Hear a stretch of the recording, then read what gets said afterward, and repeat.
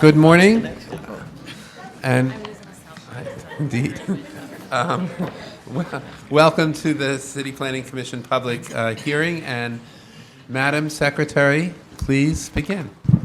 Good morning. This is the City Planning Commission public meeting held in Spector Hall, 22 Reade Street. Today is Wednesday, September 3rd, 2014. As a courtesy during the proceedings, we ask that you please turn off all cell phones and beepers. All speakers should fill out a speaker's card at the desk outside of Spector Hall. In addition, we ask that those providing testimony please identify yourself, limit your remarks to 3 minutes, and speak clearly into the microphone. I will now call the roll. Chairman Weisbrod. Here. Vice Chair Knuckles. Here. Commissioner Besser. Here. Commissioner Cantor. Here. Commissioner Cerullo. Here. Commissioner Delauss. Commissioner Dweck. Here. Commissioner Edie. Commissioner Efron. Here. Commissioner Jung. Here. Commissioner Levin. Here. Commissioner Marin. Here. Commissioner Ortiz. Here. A quorum is present. The first item is the approval of the minutes of the regular meeting of Wednesday, August 20th, 2014. On the minutes, a motion to approve. All in favor? Aye. Any opposed? No. Okay. The minutes are approved, Madam Secretary. Scheduling. On calendar numbers 1 and 2, we have resolutions for adoption. Scheduling Wednesday, September 17th, 2014 for a public hearing to be held in Spector Hall, 22 Reade Street. On the resolutions, a motion to approve. All in favor? Aye. Any opposed? No. Madam Secretary, the resolutions are approved. The next part of the calendar is the report section on page 4. Borough of Brooklyn, calendar number 3, CD9 C010610MMK, in the matter of an application for an amendment to the city map concerning Empire Boulevard grade changes. For a favorable report on calendar number 3, Chairman Weisbrod. Aye. Vice Chair Knuckles. Yes. Commissioner Besser. Yes. Commissioner Cantor. Yes. Commissioner Cerullo. Yes. Commissioner Dweck. Yes. Commissioner Efron. Yes. Commissioner Jung. Yes. Commissioner Levin. Yes. Commissioner Marin. Yes. Commissioner Ortiz. Same. A favorable report has been adopted on calendar number 3.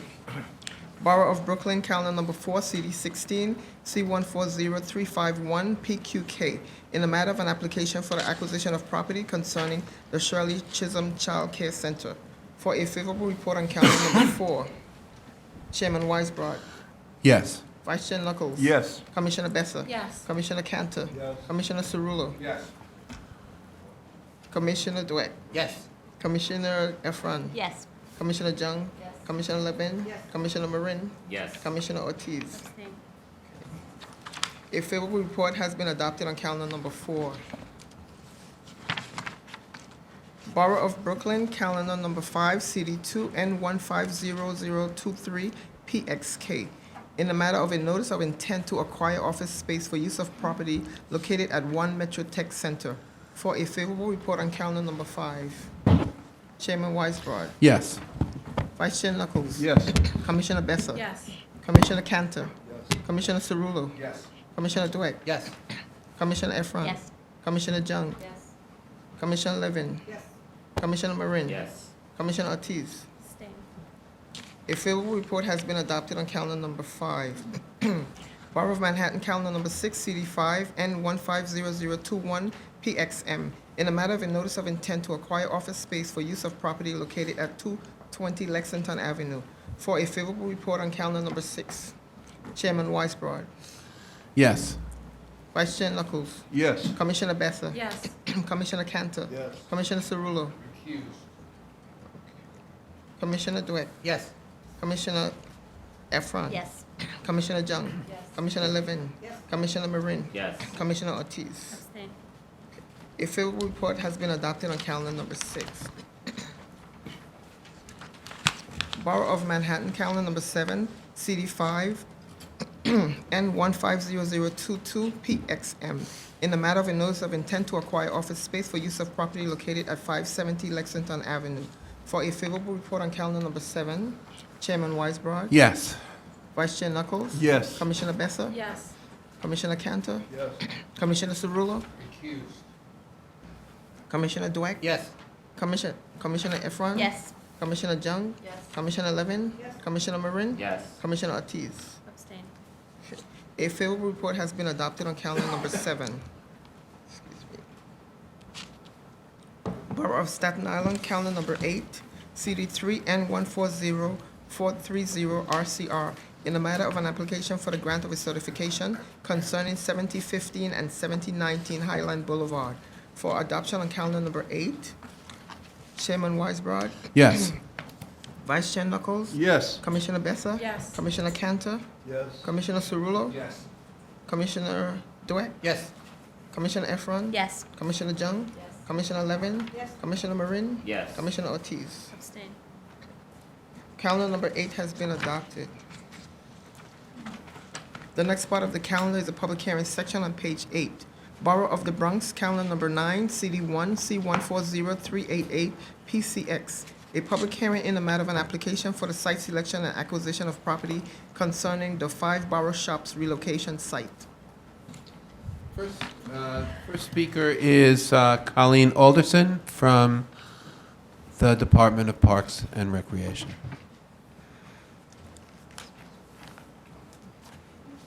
I was wondering whether.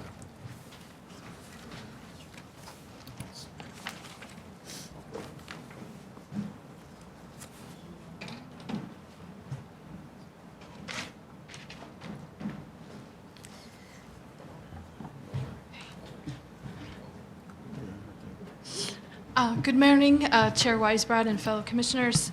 My name is Colleen Alderson. I'm the Director of Parklands for the New York City Department of Parks and Recreation. I'm here to represent this application before you for site selection and acquisition approval for the site located at 850 East 138th Street in the Bronx. The purpose of this site will serve our 5 borough operations. It's a very critical unit of the Parks Department in that it serves parks citywide and is involved with the repair and upkeep of all of our parks. We have worked with DCAS, who's co-applicant of this application, to find a location that meets the needs of the facility. Nearby transportation access, the uses will be consistent with the zoning, are the primary factors, and of course, the size that is needed for the facility. The site will be used for the storage of equipment, seasonal park supplies, as well as plumbing, electrical, and woodworking materials for the shops. It also consists of various units that serve a critical role in the repair and maintenance performed at all park facilities. The unit consists of carpenters, electricians, plumbers, blacksmiths, painters, sheet metal workers, machinists, and work crews that help ensure that our parks are safe and usable by the public. So I'm available to answer any question that you might have about our application. Any questions? I didn't know there were still blacksmiths. I'm sorry, I didn't hear the question. No, The Vice Chairman had a question. I'm just, no, it was actually an observation. I didn't know there were still blacksmiths who There were are. artisans. Yeah. Yeah. Okay, I'll pursue this. What? Why do we have blacksmiths in the Parks Department? I'm actually joined by our Assistant Commissioner for 5 Borough Shops, Artie Rollins. He can go through the various positions that will be located at the site and what they do in the repair and upkeep. There are certain elements that we produce at parks, the basketball hoops.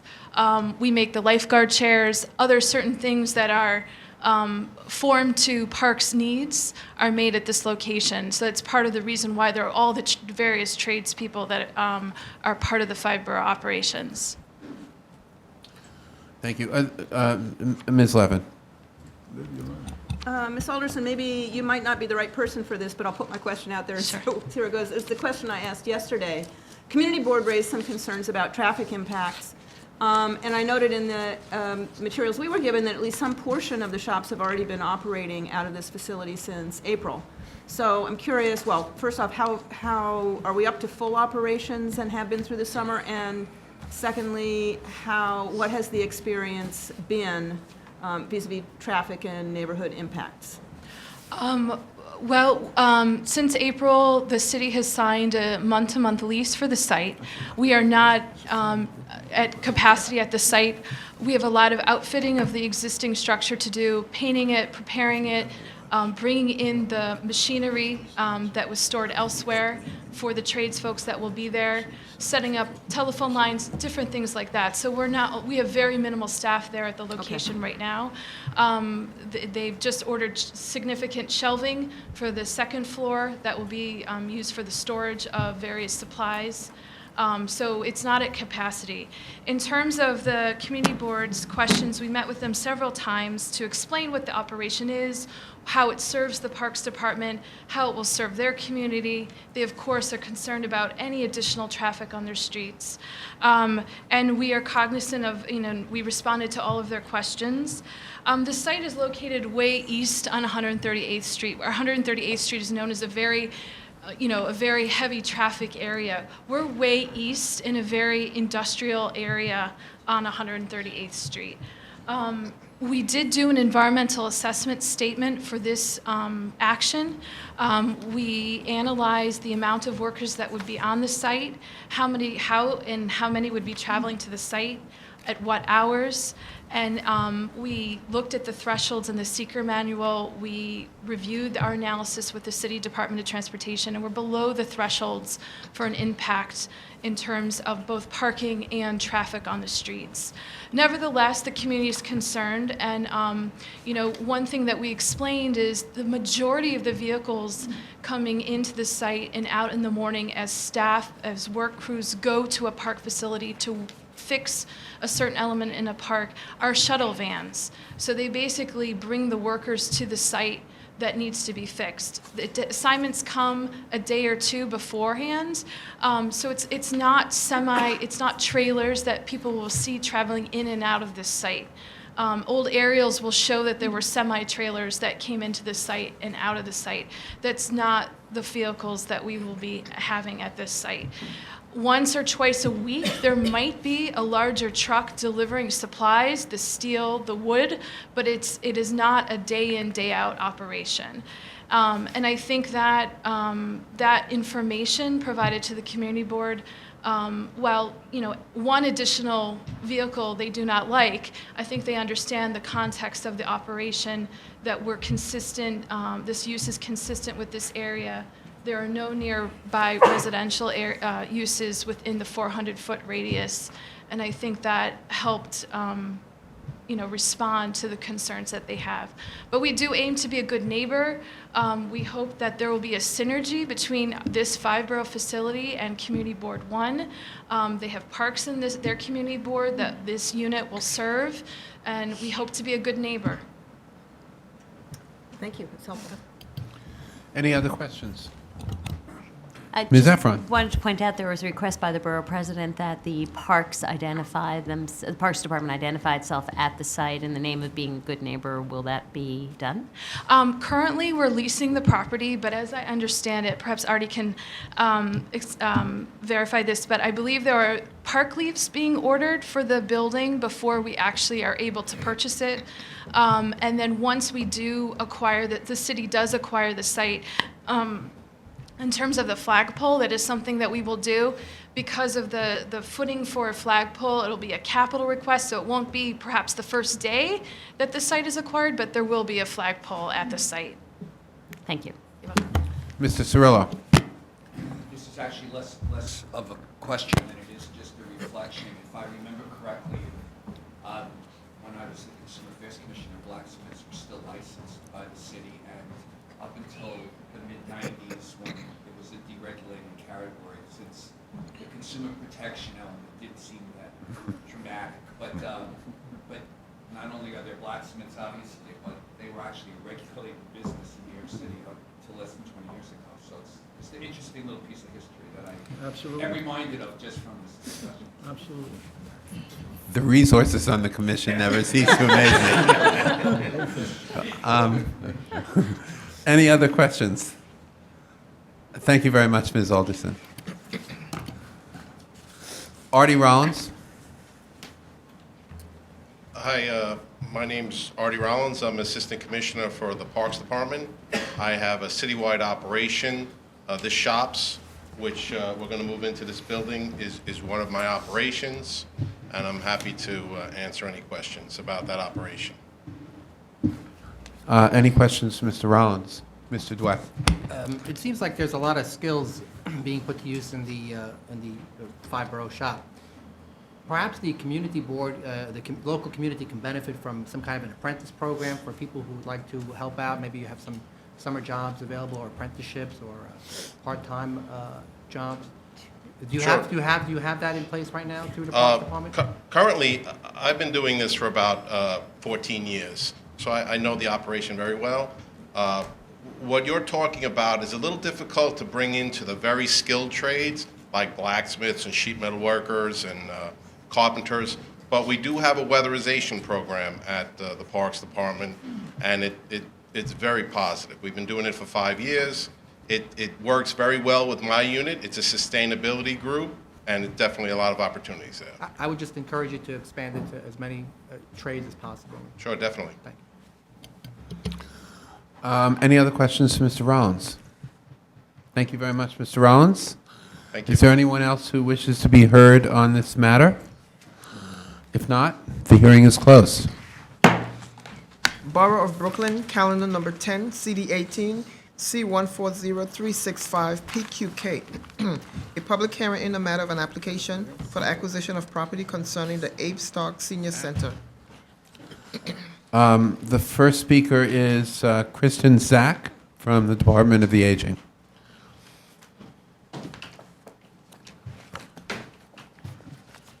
Good morning. My name is Kristin Zach. I'm the Deputy Assistant Commissioner in the Bureau of Community Services for the Department for the Aging. We oversee the city's 250 senior centers. I'm here today in support of the renewal of the lease for the Abe Stark Senior Center. Abe Stark Senior Center is operated by the Millennium Development Group. They've had a contract with the Department for the Aging to run the site since 2000, and their last contract was just awarded in 2013. The facility occupies the ground floor of the building. It is made up of 3 offices, a dining room, recreational room, 4 activity rooms, a full-service kitchen, and a spacious lounge and sitting area.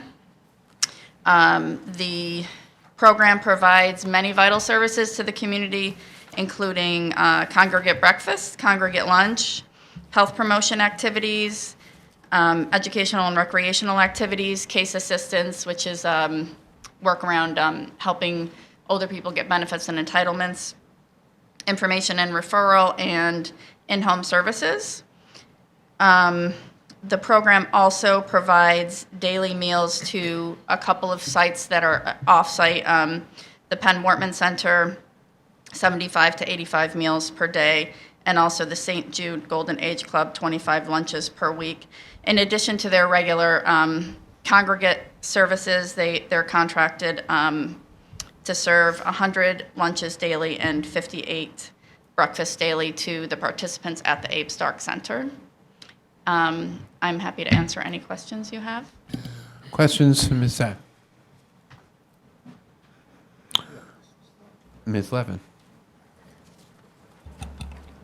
We've had our briefing materials, sort of between our briefing materials and I think it's the Borough President's letter, there's some suggestion this center may not be fully subscribed.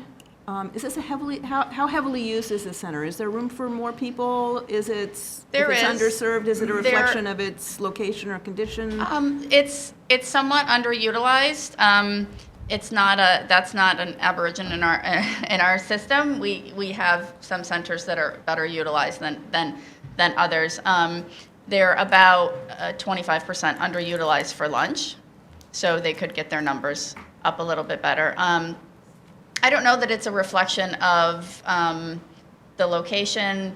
I know that the provider would like to work with the landlord at making the location a little bit more friendly, especially for people with disabilities, and I think DCAS will address that. Okay. But we've seen an overall decline in the use of senior centers in the city over a 20-year period. So I can't say that it's necessarily a reflection of the site itself.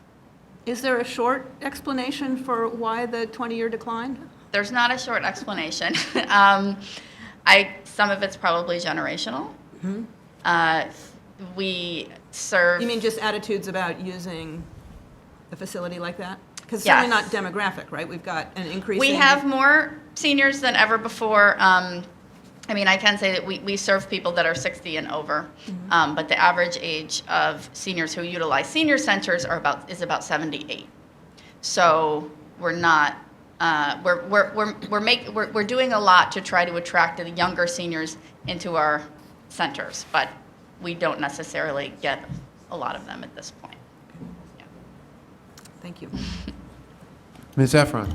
Quick question on programming. Is there any intergenerational work between the child care center on the second floor and the senior center? Are they managed by the same group? They're not managed by the same group. John F. Kennedy Center is run by CCNS, Catholic Charities, and I don't think that they have intergenerational programming between the two, Thank you. but I could check on that. Mr. Cantor? Thank you. Good morning. Thank you. There was some conversation yesterday regarding the subject of access for the handicapped. Is this something you can address, or should we be waiting for the next speaker?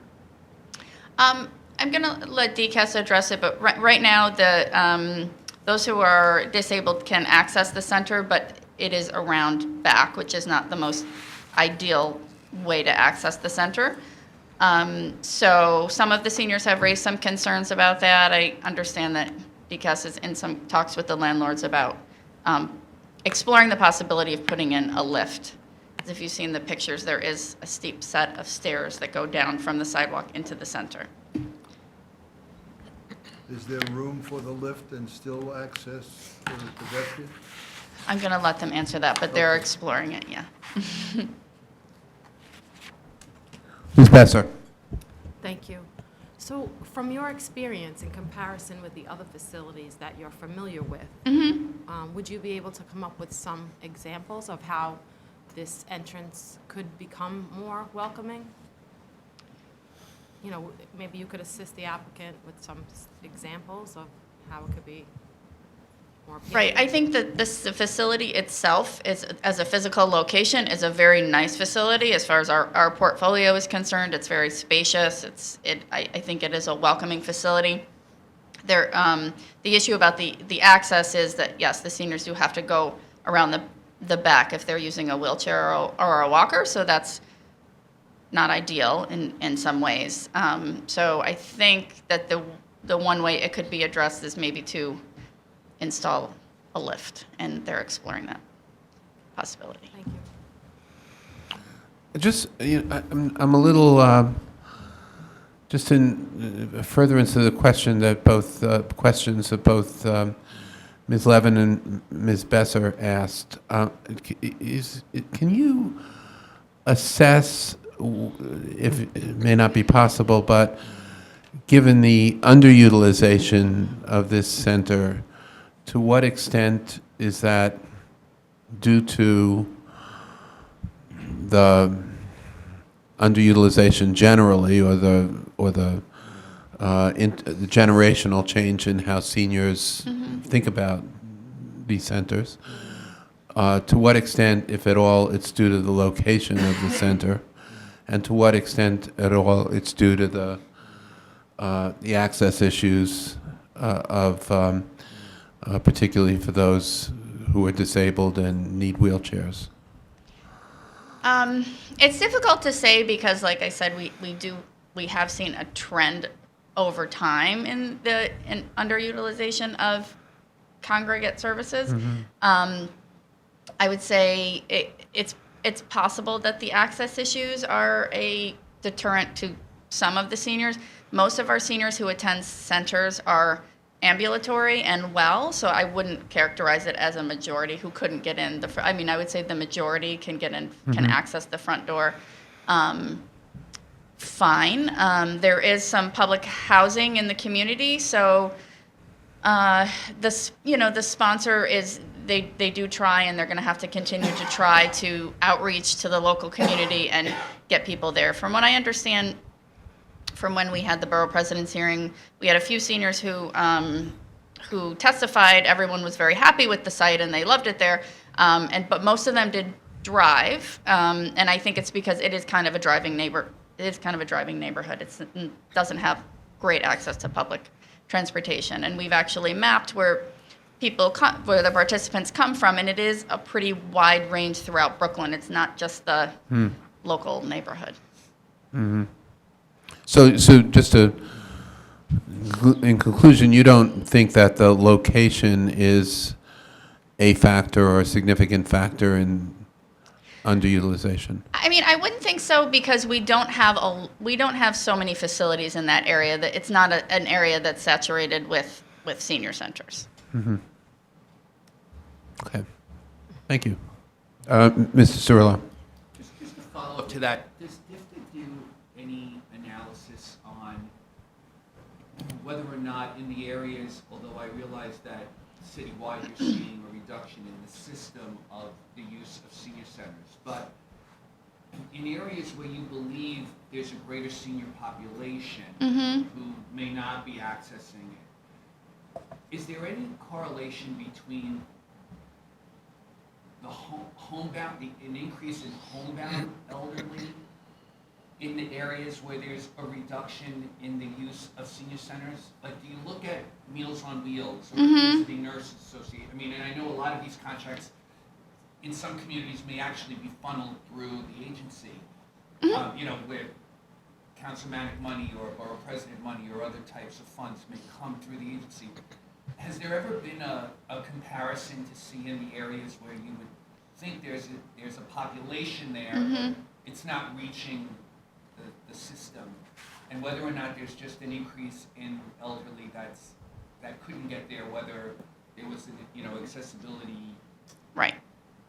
I don't know that we've done that analysis to compare homebound versus in the particular community versus users of congregate programs. I mean, I can tell you that in our homebound, we also oversee many Meals on Wheels we call them home delivered meals contracts, and also home care contracts, and they are fully utilized. So we do know that the people are living longer than ever before, but they're also living longer with chronic diseases, and so people are living as homebound people longer than ever before. So those services are fully utilized. We have I think that when people have more choices for recreation, sometimes they don't choose to come to senior center. We're trying to engage in marketing campaigns and outreach campaigns as much as we can to bring people in. Plus, our senior centers are becoming much more, we think, attractive to wider majority of people, and so we're implementing a lot of different kind of activities that haven't been popular in the past, like health and wellness. We have a big focus on health and wellness type of activities, exercise, health management, those kind of things, to maybe arts to bring people in who wouldn't necessarily have gone to a senior center in the past. Yeah. Ms. Efron. Sorry for the second question, but you said something. Is there any way to leverage this space's underutilization for the benefit of homebound seniors in the use of the kitchen? Is there a regular program by DIFTA to make sure that kitchen capacity is used for homebound meal preparation? Well, we have home delivered meals contracts, and they cover regions throughout the city, and we do have some joint providers. So we have providers that do both congregate and home delivered meals, and sometimes they cook out of the same site. But is there a regular inventory as a process so that if you have kitchen capacity, say in this site, it will be used? Well, I mean, it would be difficult to do because these are based on competitive contracts. So it's contract based. We couldn't necessarily take space in a site and have that provider cook for home delivered meals clients because those clients are already covered by a contract. Our home delivered meals contracts are regionally based. There's 23 in the city, but some of them do cross over and they share facilities. Okay, thanks. Any other questions for Ms. Zach? Thank you very much. Next speaker is Scott Bernstein from... Good morning. My name is DCAS. Scott Bernstein. Sorry. Go ahead. My name is Scott Bernstein. I'm with DCAS in the Real Estate Transactions Group. I'm here to address the ADA compliance access to the front entrance of the senior center. We have had discussions with the ownership of installing a mechanical lift. Our architectural team is in the process of evaluating that. I'll answer one of the questions that was raised, whether or not the lift can be installed and if there's enough clearance. That has not been verified yet, but we are possibly looking at possibility of putting the mechanical lift to the side of the entrance. Any questions? Mr. Cantor. Thank you. Looking at the photographs particularly, it's a rather unwelcome access in the rear. Unwelcome in the sense that once you're on it, you've got to make a hard right turn down at the bottom. It's a considerable distance for a person in a walker or even a wheelchair from the curb to that access, particularly in the winter, in rain. While you say you are looking into has two aspects to it. Number one, feasibility, and number two, economics. What assurances can this commission have that economics will not get in the way? I believe it is a little too premature at this point because we do not know the economic impact of this. We need to first determine what needs to be done to make it ADA accessible. I guess what's a little surprising to me is this has obviously been an issue for your agency well before you came before us.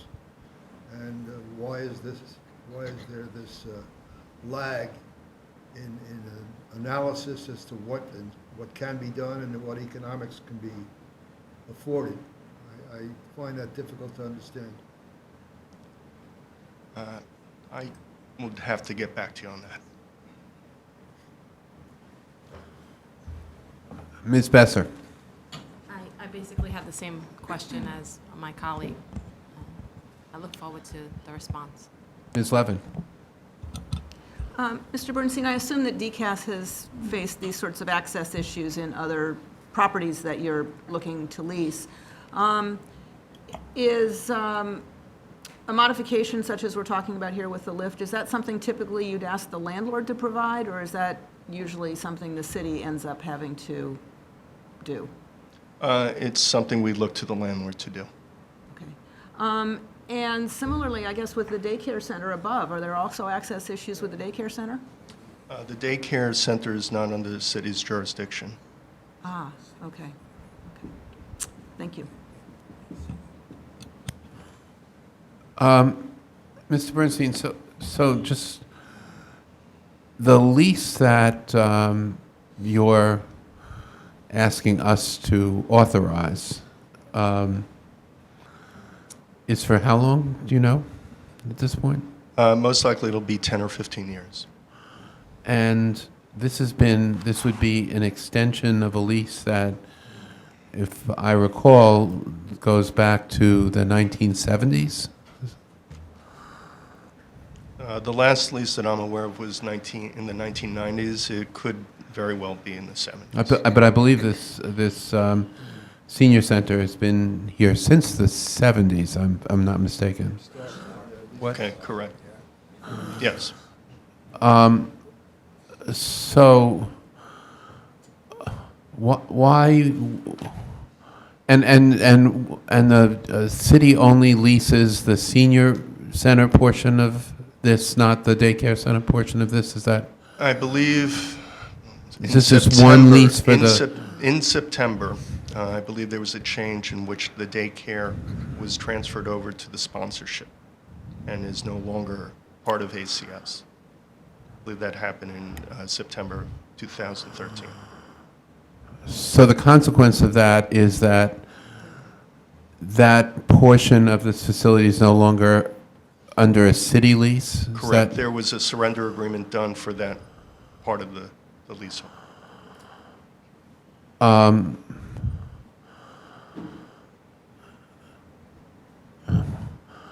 So to me, a 15-year lease, 10 or 15-year lease, to require, at the very least, a lift, and I don't frankly understand why for a 15-year lease, the entire entranceway to this facility could not be radically changed and the cost of it amortized over the term of the lease. Shouldn't that be a requirement here? It will be investigated. We may need to factor that in and have the landlord spread that between the two entities as a cost. This entrance is also the entrance used by the daycare facility, the main entrance? Yes, but one is going up, the other is going down. So for the senior center, it's actually to the right, going down the stairs. Can you point that out? 'Cause I just don't understand. Bottom. Behind the car. This is the senior center access, Uh-huh. and that's the big center access. I see. So they actually use two different entrances, is that? Yes.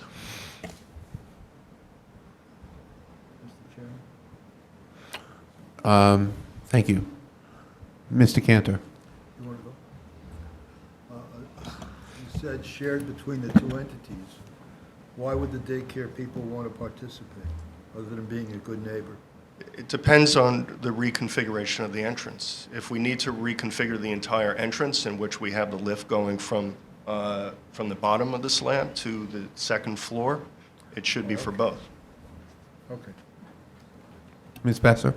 So if a child with a disability were to enter into the building to get to the daycare center, how would they enter the building? At present, I can't answer that. I don't. Do you know, Mr. Bernstein, whether the current access through the back is in and of itself ADA compliant? In today's, presumably it was done prior to the passage of the Disabilities Act, but would it be today? I have not physically seen the ramp, but in my professional opinion, I would say no. You would say I would say no. no. No. So if that's the case, then the Meeting city... the full extent of the ADA requirement. Right, so if that's the case and the city is considering renewing a lease here, wouldn't it be a requirement now for, as a condition of that lease, to be compliant? Absolutely. Thank you. Could you get, there's a number of questions which you, I don't think had the information for today. Could you get back to us with the answers to those questions? Okay. Just to clarify. Mr. Twett. So you're saying that it would have to be compliant with the city's current ADA rules Correct. to do a renewal? Yes. Thank you. But you don't know what the Mr. Cantor, go ahead. I'm sorry, but you don't know what the total implication of the modifications are. Not at this time, no. Mr. Dweck. I'm still confused. So you're saying that in order to enter into a renewal lease, it would have to be, the building would have to be compliant with the current ADA regulations on the books? You have to look at the interpretation, because if you were a landlord and it's a financial hardship, the landlord may not have to do it. Wouldn't they need a waiver from we the would- mayor's office for a financial hardship? We would have to explore that aspect of it. But first, we would look to make it ADA compliant. Thank you. Well, I mean, just to pursue that briefly, the city is entering, is considering entering into a lease here as one of, as best I can tell, one of the two only users of this facility, which, as I see it, has limited alternative uses, especially if the daycare lease has now been extended for a period of time. So the ability of the city to assure that at the very least this is ADA compliant, and presumably a lot more than that, that it would be easily accessible to disabled seniors, seems to be quite substantial here, I would think. It could be. It could be. Mr. Reade.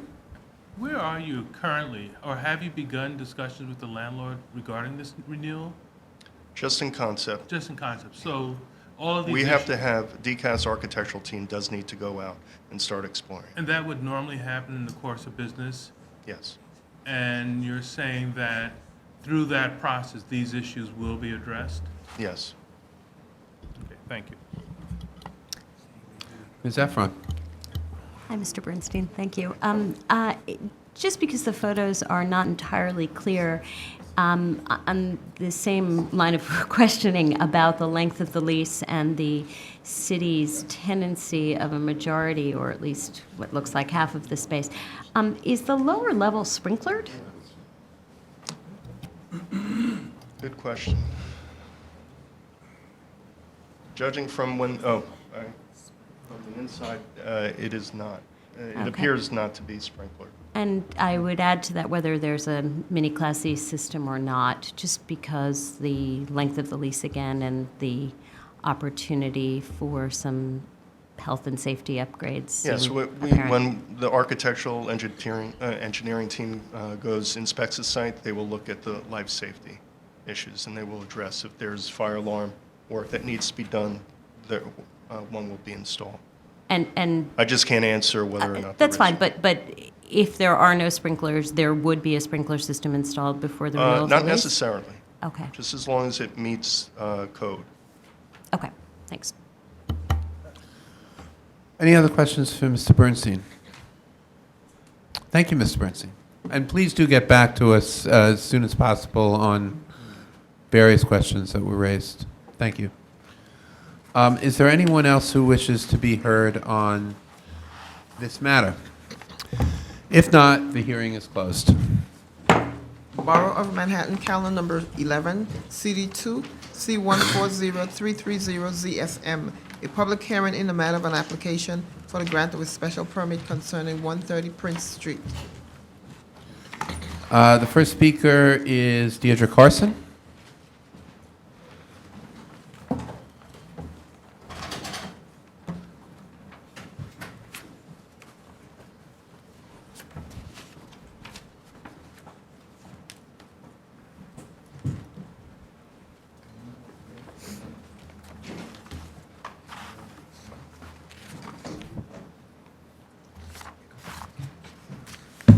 Good morning, Mr. Chairman, members of the Commission. My name is Deirdre Carson. I'm an attorney with Greenberg Traurig, and we represent Prince Street Soho LLC, which is the owner of the property at 130 Prince Street, and it is an affiliate of Invesco Advisors.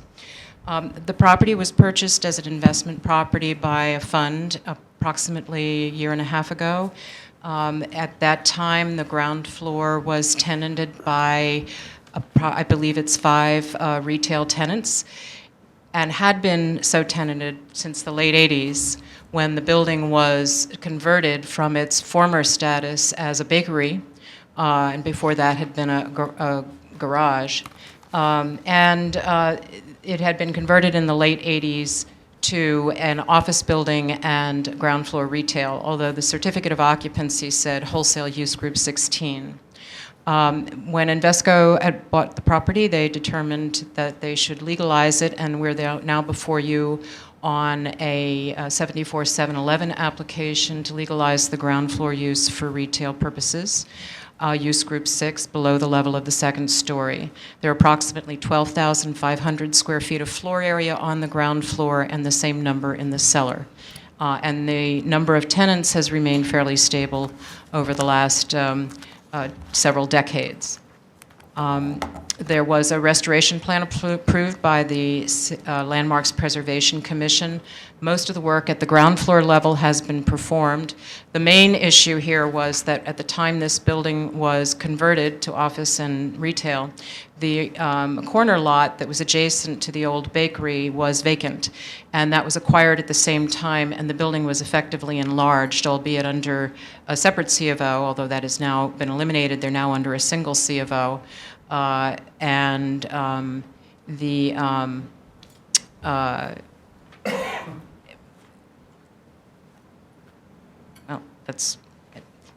that was the history of the conversion of the building. If you have any questions, I'd be happy to answer them. Questions for Ms. Carson? Mr. Dweck. Questions were raised yesterday about the restriction of eating and drinking establishments. Can you give us what the landlord's position on restricting that use in the building would be? Historically, the landlord who had this property did include in his, and it was owned by the same person who did the conversion until fairly recently, included in all of his leases a restriction and prohibition on food services and food, eating and drinking establishments on the ground floor spaces. The current ownership has decided to continue those restrictions, and most recently did a renewal lease with Woolrich, or new lease, sorry, with Woolrich, which is taking one of the stores, and included such a restriction in the new lease, which will have a term of 10 years. And so that's been the history, and it's my understanding from what they have said to us and what they have represented to the borough president that that is the policy they expect to continue to follow. There's a representative of Invesco here today to speak to you directly on those issues if you want to hear from him. Any other questions? Mr. Cantor. Thank you. I would ask the question that I asked yesterday. Invesco, by its very name, is an investment organization. In the event they sell off the property, there is no legal reason for the subsequent owner to adhere to the procedures that Invesco and the predecessor had used. Am I correct? If the leases were to expire, yes, there would be no necessity that a subsequent property owner would have to put that limitation in its leases. I would note that Soho has one of the most strictly regulated ground floor commercial use set of regulations in the city. So not only do you have the restriction we're here to address today, but also there's a prohibition in this district on having an eating and drinking establishment that's more than 5,000 square feet. So it without on an as-of-right basis. So you couldn't. You'd have to go to the Board of Standards and Appeals to get a special permit to do a large facility. For eating and drinking. But you're correct that if we were to change the legal use here, you could have a smaller eating and drinking establishment in a subsequent year. Is it possible to put a deed restriction on the sale? A deed restriction on the sale? It's always possible. It's, of course, from a market perspective, it's what property owners seek to avoid doing because it reduces the value of the property. I understand, but there seems to be a unanimity of opposition on the board with respect to the use 6. To eating and drinking? Yes. On the community board? From the community board, yes. Yes, I understand that they don't support them. Okay. Thank you. Ms. Levin.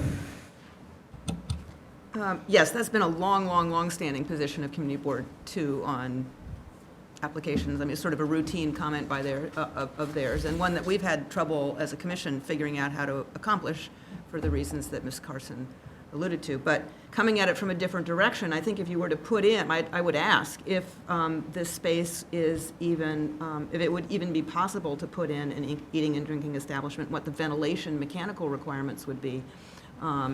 Is it maybe physically not likely to happen?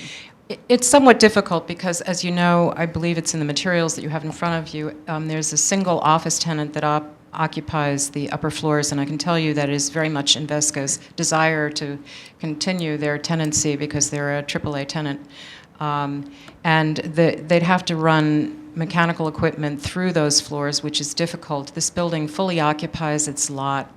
There's no courtyard within which you could locate mechanical space, so it makes it, and you certainly couldn't put it on the front after we've gone to the trouble of spiffing it up.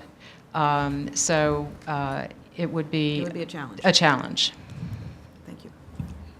It's conceivable you could do something like a Starbucks or something like that, but I don't get the sense that that's really the kind of thing that the community board is agitated about. Right, we're not grilling hamburgers. No, we're not grilling hamburgers. Any other questions to Ms. Carson? Thank you very much. Thank you. The next speaker is Jesse Boudin from the Manhattan Borough President's Office.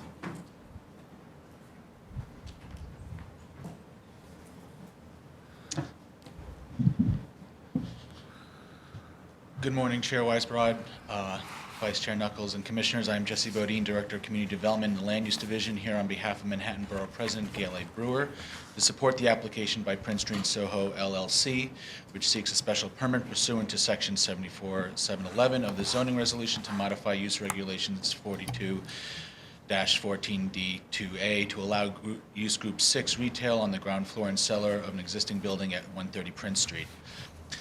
The Manhattan Borough President's Office believes the legalization of non-conforming uses is a corrective action that should be supported in general. The conditions and findings have been met for the requested special permit. The applicant has presented a thorough restoration and maintenance plan for the ground floor streetscape and facade of the building, and the modifications have minimal adverse effects on the conforming uses within the building and the surrounding area.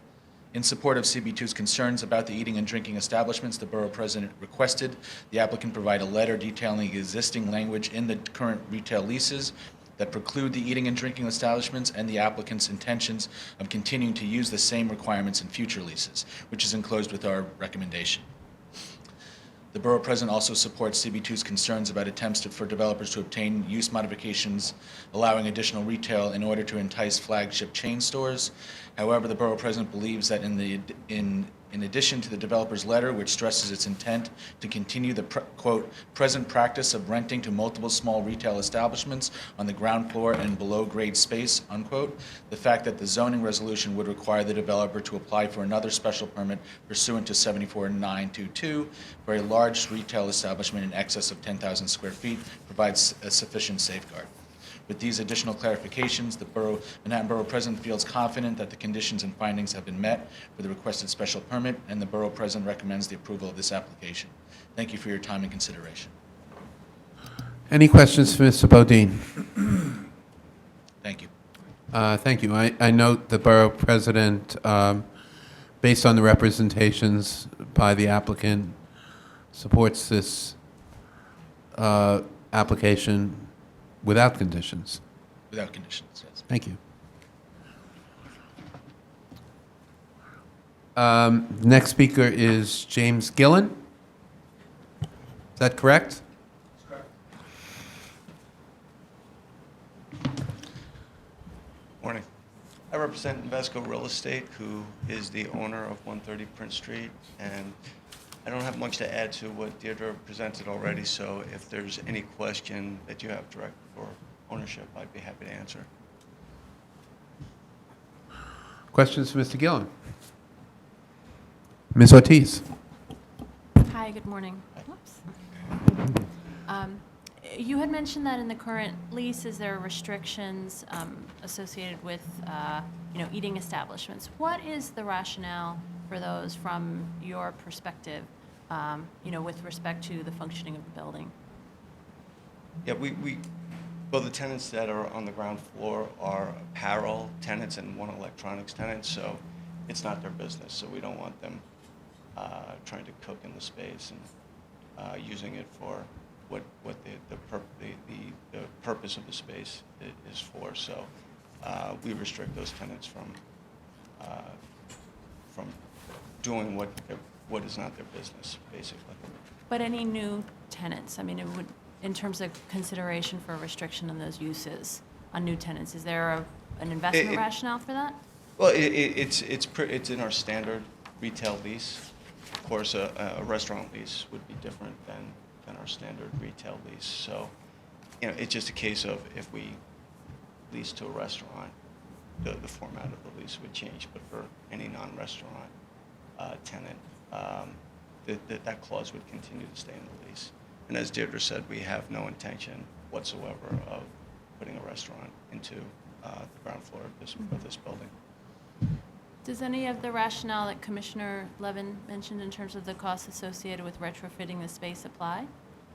It would be difficult to put a restaurant tenant in there. Frankly, if it was the most lucrative tenant we could put in the space, we would maybe try to figure out a way, but it just makes no sense for us from a business perspective to try to lease to a restaurant when the type of tenants we have in there pay more rent and they build out their own space as opposed to looking for the landlord to contribute to the build out of the space. Thank you. Any other questions for Mr. Gillan? Thank you very much, Mr. Thank Gillan. Is there anyone else who wishes to be heard on this matter? If not, the hearing is closed. And Madam Secretary, is there any other business to come before the commission today? No, Chairman Weisbrot. If not, I entertain a motion to adjourn. All in favor? So moved. And I hear no objections. Thank you.